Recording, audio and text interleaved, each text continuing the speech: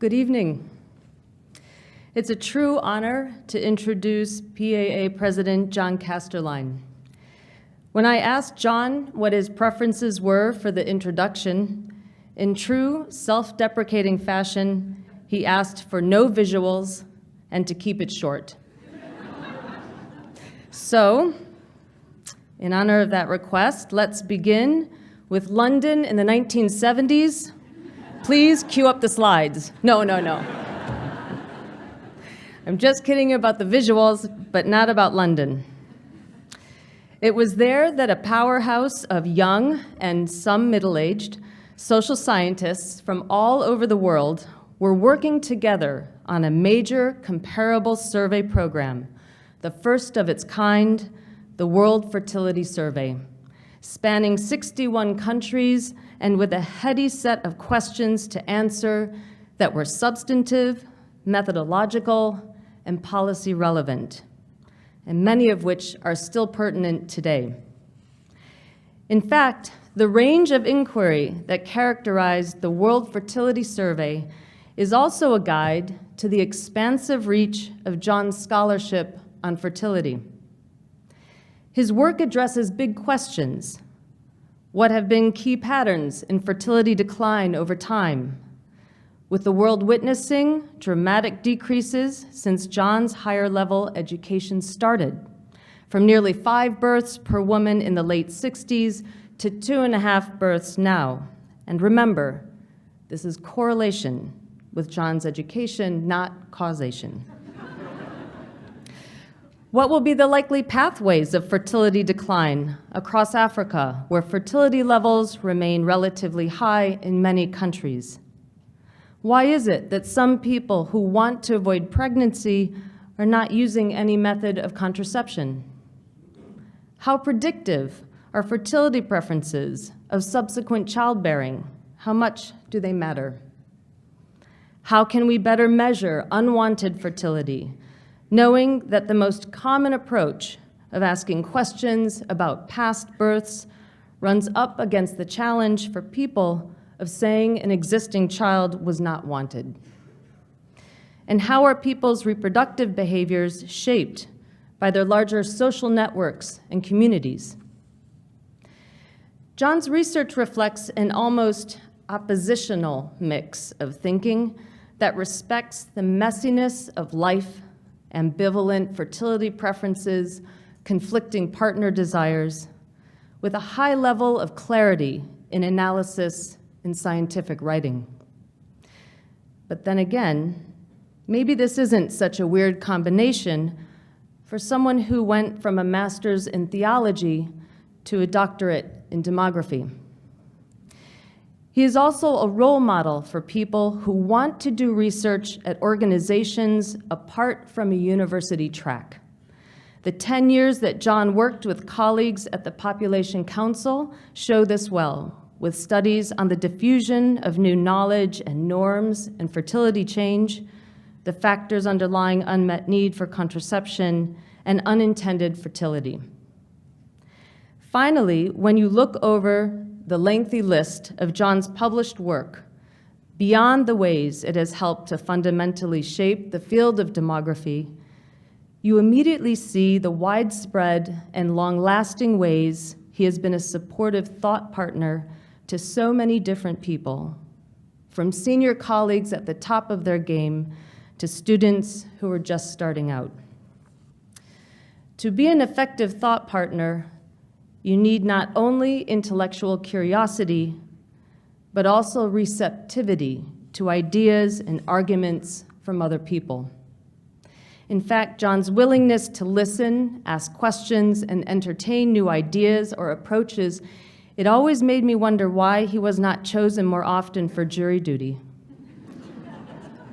So, with his Renaissance record of having something meaningful to say about fertility, one of the cornerstones of demography, and, getting personal here, the reason each one of us is here in this room tonight, I welcome to the stage our PAA President, John Casterline.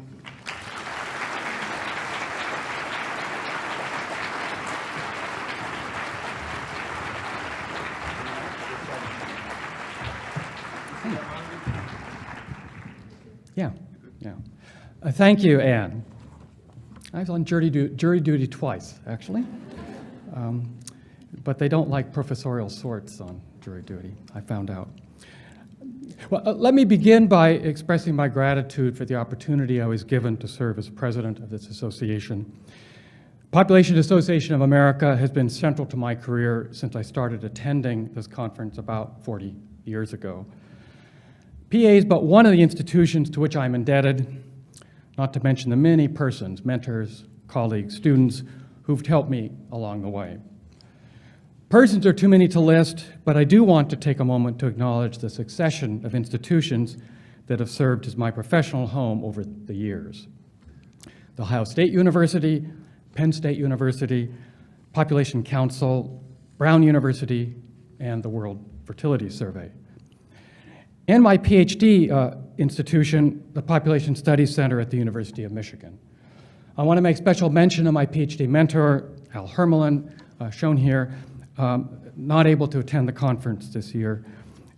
I'm greatly indebted to Al for many, many things over my career.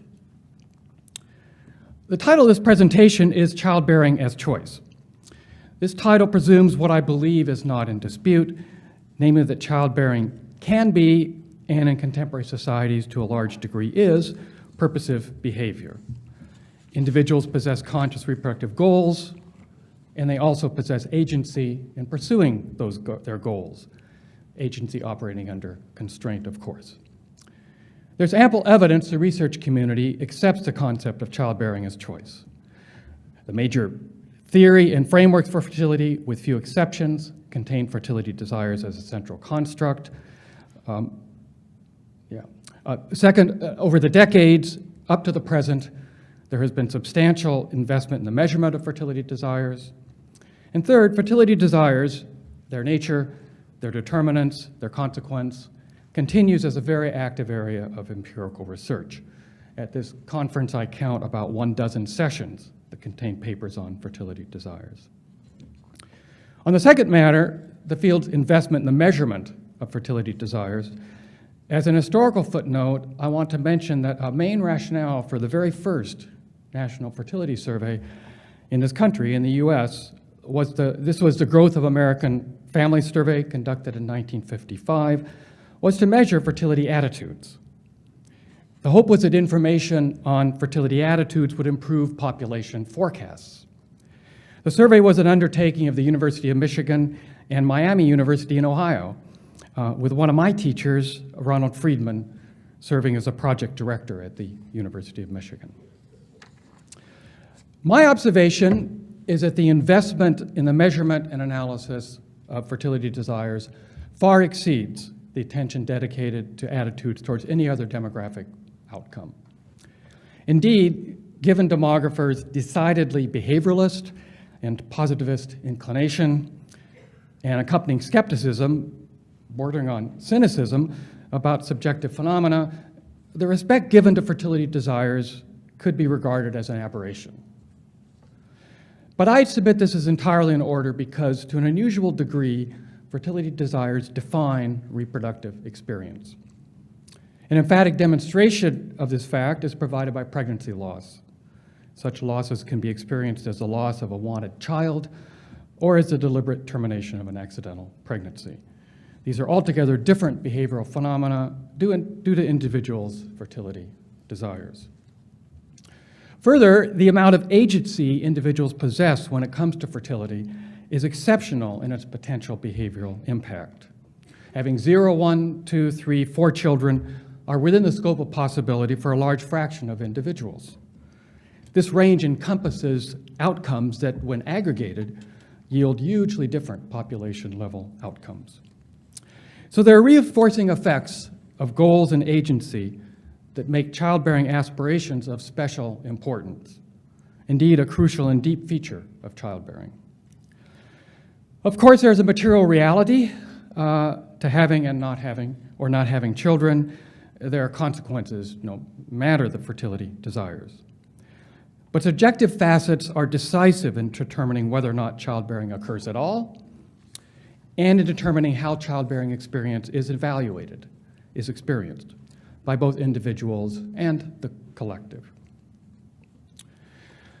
As I noted, fertility desires are an active topic for research. There are many disputes that this presentation is not going to engage.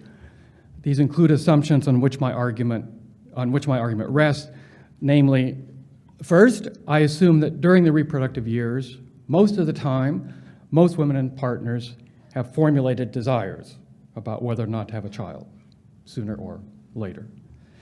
And secondly, these desires are relatively uncomplicated and held with some certainty. This is my reading of a large body of empirical evidence, and I know some of you in this room disagree, but I'm proceeding with these assumptions. Accepting the premise that reproductive outcomes should be understood in relation to childbearing goals, a series of challenges follows. I will consider them one by one in ascending difficulty. First, unintended births. Second, unrealized fertility. These two topics are instances of misalignment between childbearing goals and outcomes. And third, some thoughts on moving beyond individuals' goals. My discussion will be largely with reference to two settings: low-income countries outside the West, especially sub-Saharan Africa. This has been the setting for my own program of research over the decades, and the United States, where I speak as an interested scholar and a citizen. I will give little attention today to Europe and no attention to East Asia. These are significant omissions that will be corrected in the written version of this presentation.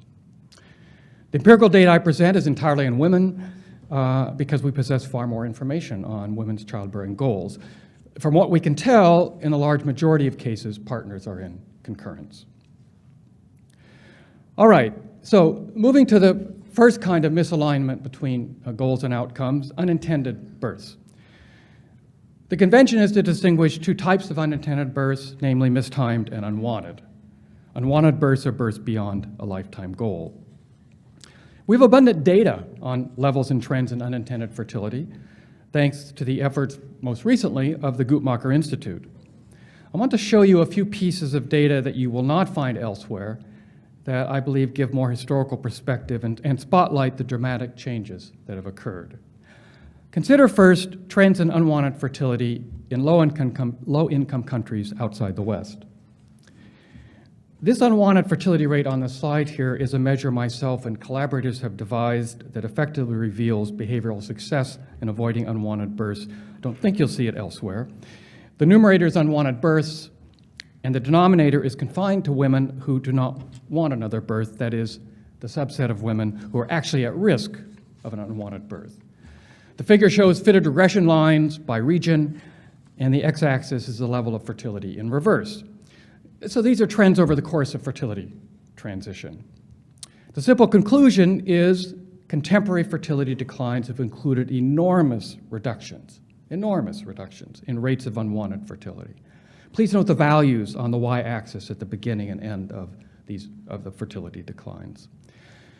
This is an historic accomplishment of the past 50 years, and I would say it's an underappreciated accomplishment in health. It doesn't get the recognition it deserves.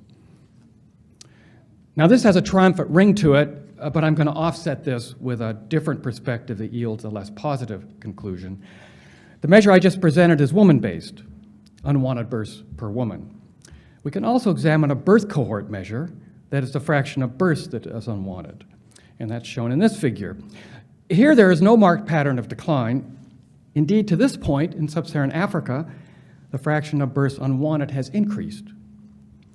The latter reflects not less successful birth control, but rather the increasing fraction of women who want to stop childbearing. That is, it's a compositional effect. The upshot is that while women at risk of an unwanted birth have become far more successful in preventing this outcome than in the past, from a birth cohort perspective, the composition of the next generation, there has been little or no decline in the incidence of unwanted births. Nothing paradoxical about this, by the way. The arithmetic is elementary. It's a matter of two different populations, two different denominators. Roughly the same story applies in the United States. Here I display a long time series constructed by my colleague Sarah Hayford and her collaborator Karen Guzzo using the harmonized version of the National Fertility Surveys produced at the University of Michigan by Pam Smock and colleagues. And you'll say here again that the incidence of intended births has hardly changed over the 4 decades, from the early 1970s to the first half of this decade. Very stable over these 4 decades. And this stability over time is remarkable. One is tempted to posit that a rather impenetrable floor was reached about 4 decades ago. But this possibility can be dismissed. For one thing, the fraction of births unintended is markedly lower in most European societies, roughly 1/2 the level in the US. And moreover, there's now persuasive evidence that from multiple data sources that after these many decades of little change, the fraction of births unintended in the US has declined during the present decade, probably due to multiple mechanisms, including changes in sexual activity and increased use of highly effective contraception, usually known as LARCs. In view of the success in recent decades in reducing unintended births in both developing countries and in the US, it's distressing to observe the experiment, as you might label it, currently underway in the US of reducing access and affordability of birth control. I'm referring to the state-by-state enactment of restrictions on both induced abortion and contraception. These reductions in access and affordability hit hardest low-income women and men. That is precisely the segments of the population where the consequences of unintended births are probably more severe. It's a blizzard of legislation difficult to keep up with, even in one's own state. The Guttmacher Institute provides a valuable service in monitoring these developments. Go to their website. It's an amazing accounting effort that they're undertaking. Here's a recent selection from their website of the sorts of things that have been occurring in the recent year or two. To this, one can add exemptions to the Affordable Care Act requirement that medical insurance policies include contraception, and new regulations for Title X recently proposed by the Trump administration. Title X, you may know, is a program of federal subsidy of clinics that provide family planning services to low-income populations. The proposed new regulations would restrict the types of providers that might receive Title X funds. This in turn would have the effect, certainly in the short run, of reducing access to contraception. Because there is variation between states in the types of restrictions and their rollout, indeed often variation within state as well, there's opportunity to conduct rigorous quasi-experimental evaluations of behavioral impact. A number of such evaluation exercises is underway, including a project in Ohio by a large team of investigators, of which I am one member. The pioneering state-based project and the model for all of us is right here in Austin, Texas, the Texas Evaluation Project, TexPEP, directed by Joe Potter. In an important paper published in 2016 in the New England Journal of Medicine, Potter and his colleagues demonstrate that reduction in access to contraception, specifically the exclusion of Planned Parenthood from fee-for-service Medicaid, had the effect among a subset of women of first, reducing contraceptive practice, and second, increasing the birth rate. This and other research by TexPEP fed into the 2016 Supreme Court decision, Whole Women's Health v. Hellerstedt. But the observation period for the study just cited was brief. Ascertaining longer-term effects of the introduction of restriction after restriction will require more research. These restrictions may be opposed on principles of reproductive rights, but actual behavioral impact is another matter. There is evidence from many settings that once efficacy in fertility control is established, it is rarely lost. So it's a matter of quantification. We need estimates of the magnitude of the effects of these restrictions, both the state-by-state and the federal. Producing such estimates is a major responsibility for our field over the next few years.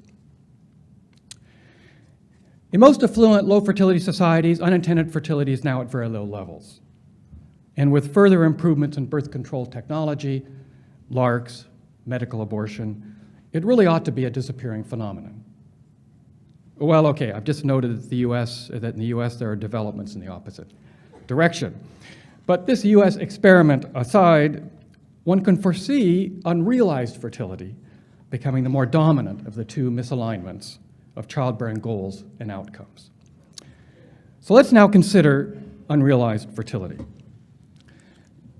This is the term I use for a failure to attain desired fertility, that is, falling short.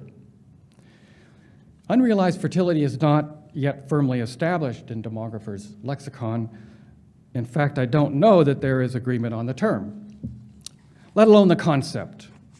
Unrealized fertility is a non-event, not an event, and as I noted earlier, demographers are resolute behavioralists.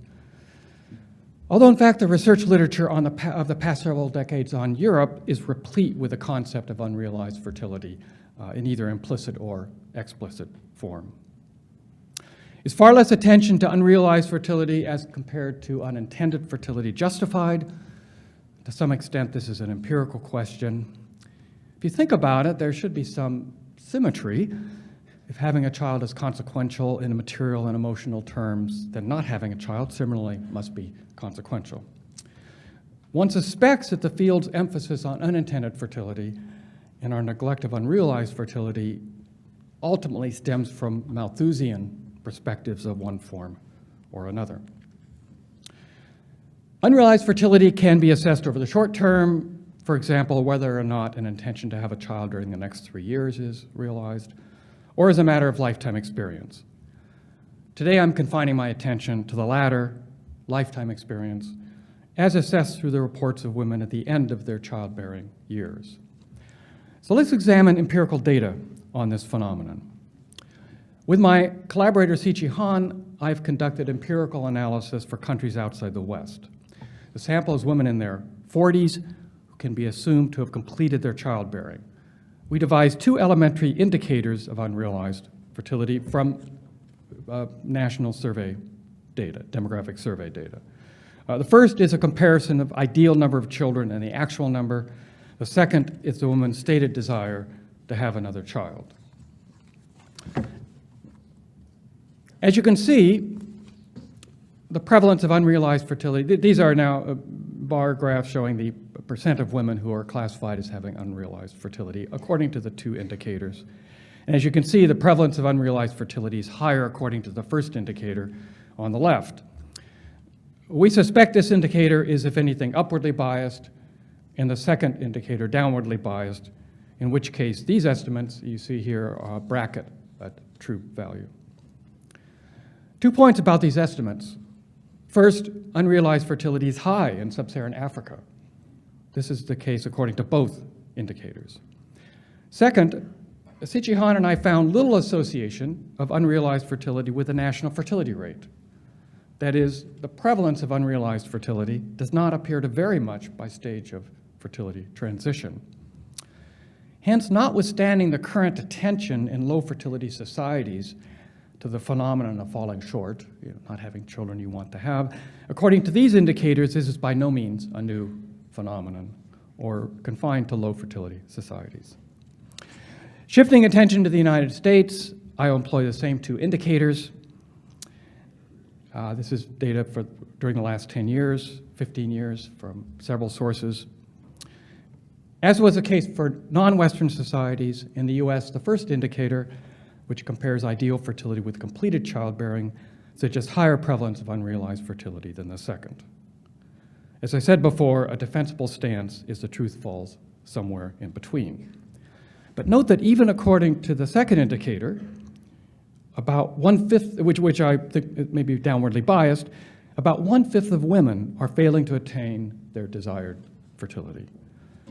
Were these rates of unintended fertility, most of us would regard the rates as too high or undesirably high. 2 sticking points on this notion of unrealized fertility. The first concerns measurement. I suspect many of you are sitting there questioning the estimates I've just shown, in particular those that hinge on the survey item on ideal number of children. How stable are the responses to this item, and to what extent do the responses correctly represent personal childbearing goals? I mean, can we believe these data? I share your doubts. And I think we should be tackling systematically the challenge of measuring unrealized fertility, its existence and its salience. Doing so may well lead us into territory that is unfamiliar and uncomfortable for demographers. What do individuals regard as minimum ingredients of the good life? And how does childbearing fit in? What makes a good life even better? How are these aspirations generated in the first place? And are they maintained or adjusted in the face of disappointment?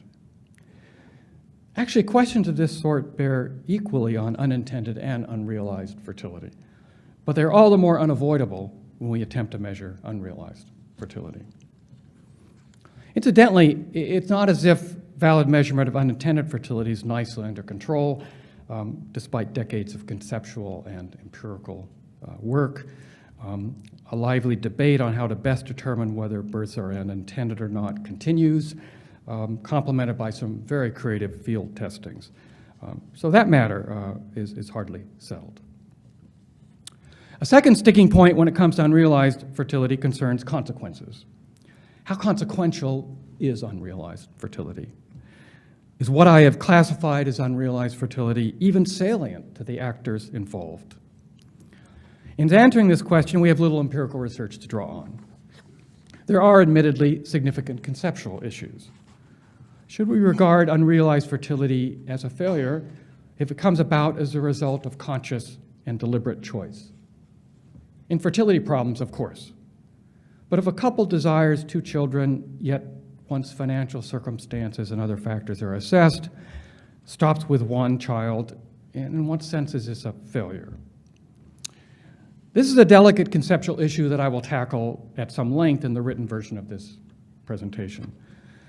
The fundamental point is that preferences do not operate in isolation. They're competing preferences, with each one, including childbearing preferences, operating under constraint.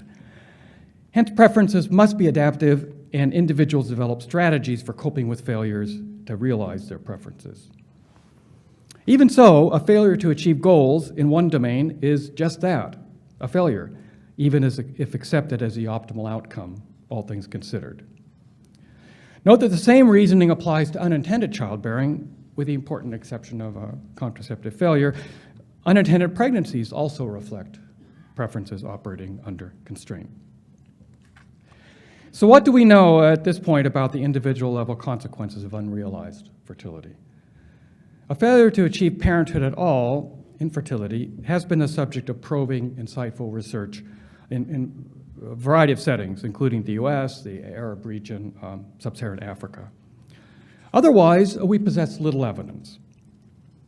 Because children bring direct satisfaction, the cost of unrealized fertility certainly includes psychological and emotional aspects. And there are material costs that should be weighed. For example, we already possess a good deal of evidence on how experience in old age differs according to the number of children, although from this research it's tricky to extract causal effects. All right, I want to turn now to the final topic in my presentation, namely what to make of individual childbearing goals from the standpoint of societal interests. Implicit in my presentation thus far is that alignment of childbearing goals and outcomes is desirable for individuals, and when aggregated, is desirable for societies. That is, alignment is in the collective good. At the individual level, this assumes that individuals formulate goals that are in their best interest. I'll say no more about this debatable assumption. What can we say about societal interests? A first point is that attainment of individual childbearing goals has been enshrined as a principle that now governs much of the discourse and policy formulation globally. One influential statement is contained in the Program of Action of the International Conference on Population Development held in Cairo in 1994, ICPD. And the statement is the basic right of all couples and individuals to decide freely and responsibly the number, spacing, and timing of their children, and to have the information and means to do so. This principle is the foundation for many population policy priorities, such as reducing unintended pregnancy and reducing unmet need for contraception. Two constructs that are based on fertility desires, indeed cannot be defined without reference to fertility desires. The possibility of contradiction between the pursuit of personal goals and societal interests has long been recognized. It's a bedrock dilemma in public policy formulation. I would say that much of the current discourse about reproductive behavior gives short shrift to this dilemma. The ICPD statement I just showed you, taken on its own, is simplistic on this matter. Societal interests are affected by childbearing externalities, and we know very well that such externalities exist and are powerful. Fertility rates affect the size and growth rate of the population, the age structure of the population, and investments in the next generation. Recognizing these and other externalities, we can assess the implications of realization of individual childbearing goals for the collective good. Ideally, such an assessment would stand on an agreed upon optimal aggregate fertility rate, as what we should agree what we think the ideal fertility rate, optimal fertility rate would be. But almost surely there is no one optimal rate, and we know from recent work by several groups of scholars, it depends on the criteria one applies. From the standpoint of supporting the elderly, a somewhat higher fertility rate. From the standpoint of maximizing investments in children and minimizing burdens on the environment, somewhat lower fertility rate. So for the present discussion this afternoon, I will simply defer to the stated policy aims of nation states. So let's again examine survey data from sub-Saharan Africa. Most African nations have an explicit national policy of reducing fertility, with an objective of replacement level fertility, or nearly so, within a few decades. The childbearing goals held by individuals are clearly in conflict with these national policy objectives. Consider the ideal number of children among younger cohorts of women. So this is the, among women married in the 10 years preceding the survey, the mean number of ideal children that they state that they respond to in a question. In every country, these women express a wish for at least 3 children on average. And in 14 out of the 18 countries, the mean is 4 children or greater. If these women are successful in achieving these childbearing goals, aggregate fertility rates will remain high, and the demographic dividend, as it's called, will be forestalled. Because rapid secular increases in education are underway in Africa, perhaps it's more meaningful to consider ideals of better educated women, who will constitute a large fraction of the population in the near future. So here's the same data for women with secondary plus schooling. Ideals are somewhat lower among these women, but even in all countries, the mean is 3 or more children. The upshot is that deference to individual childbearing goals implies high fertility rates in Africa for some time to come.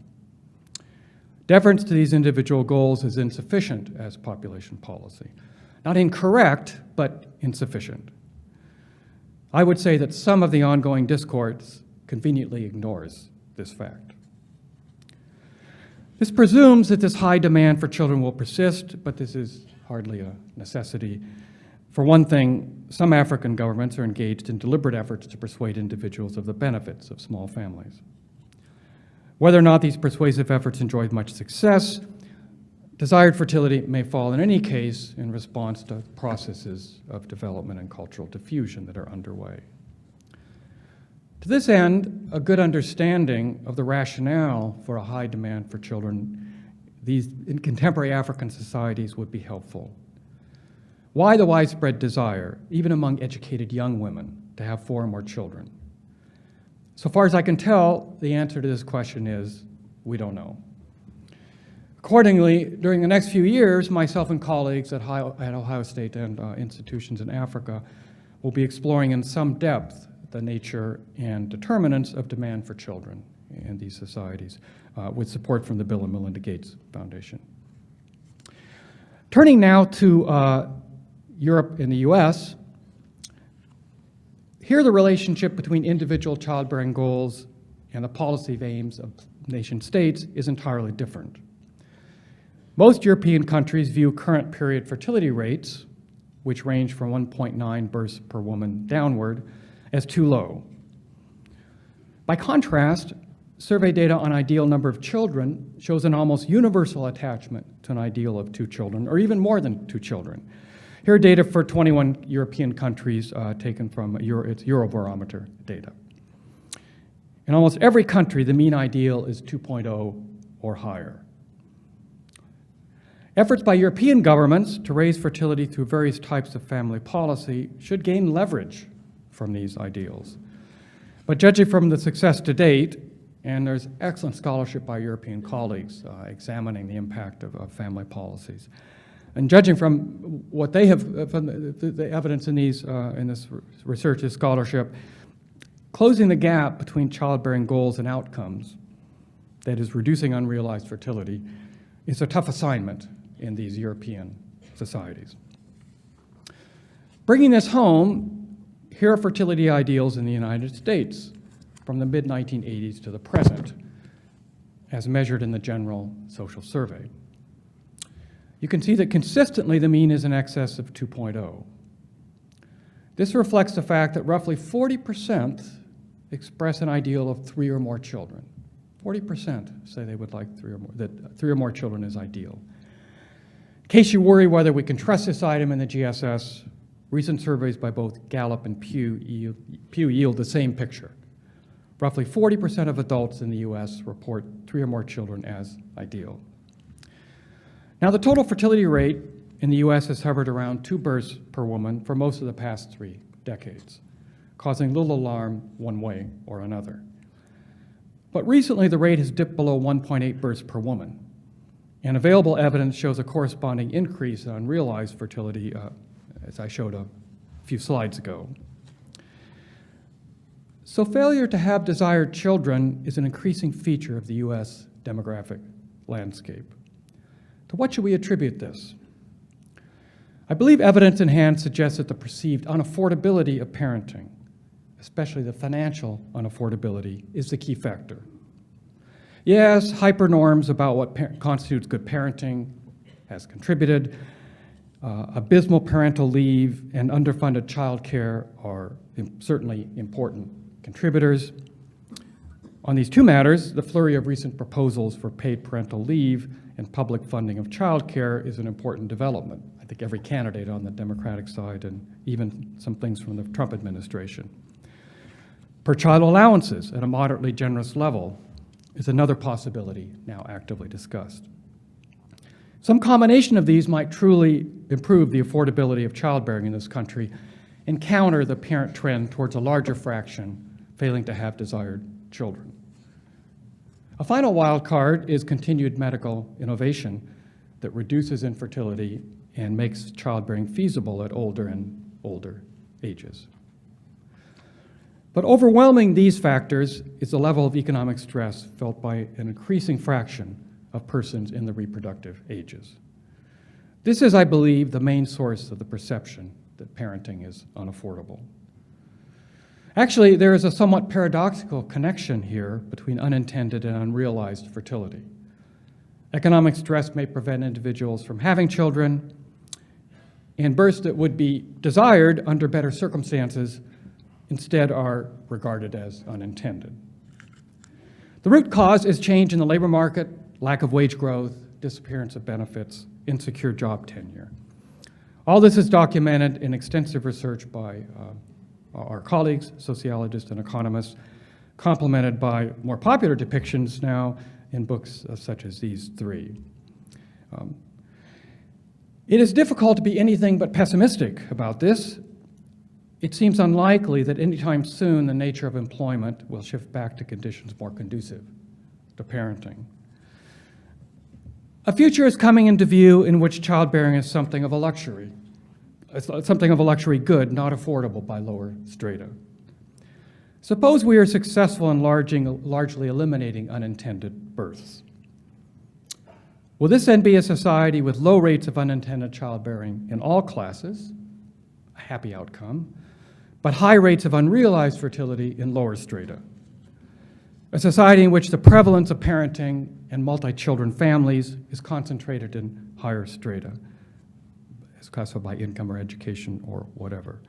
That is something of a luxury good, as I said, and in which lower strata self-assess their parenting as deficient because they are unable to provide the investments of time and resources which they feel their children deserve.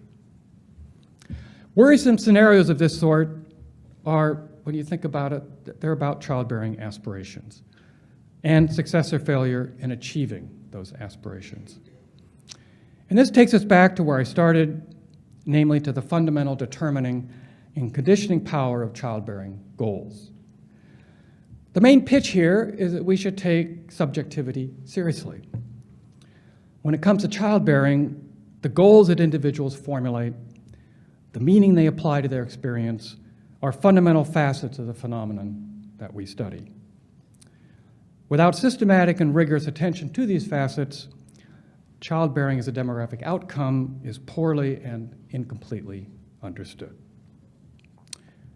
Well, that's it. I thank you for your attention.